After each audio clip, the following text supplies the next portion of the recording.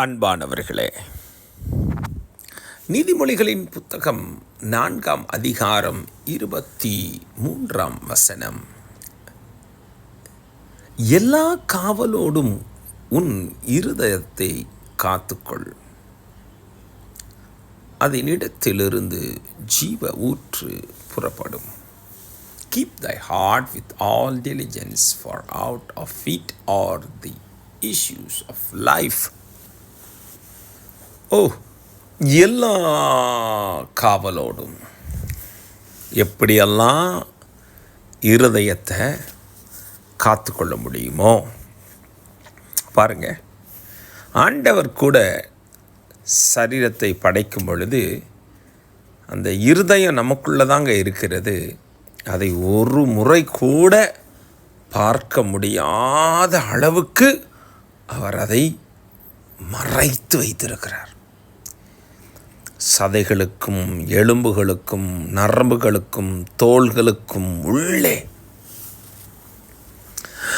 ஏன்? அது அங்கேதான் இருக்க வேண்டும்.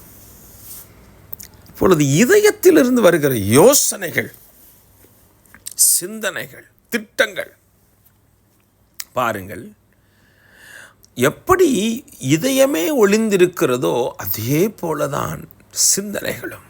காத்துக்கொள்,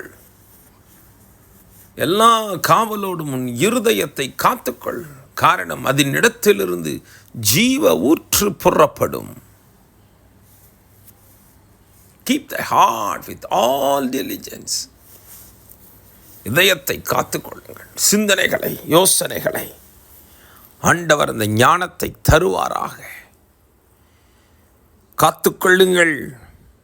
அன்பானவர்களே, இதயத்தை காத்துக்கொள்ளுங்கள். இதயத்தின் நிறைவினால் வாய் பேசுகிறது. நிறைவு அது நிறைய நம் சிந்தனைகள் அதிகம் தேவை. செயல்பாடுகள், சிந்தனைகள், யோசனைகள் இதயத்தை நிரப்புகின்றன.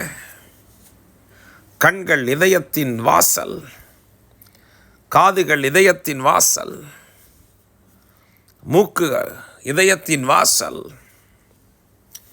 இந்த உணர்வுகள் எல்லாம் இதயத்தின் வாசல்கள் அல்லவா? அன்பானவர்களே, காத்துக்கொள்ளுங்கள்.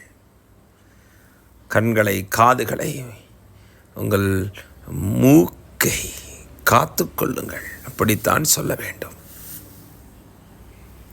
இந்த நாள் ஒரு நல்ல நாள்.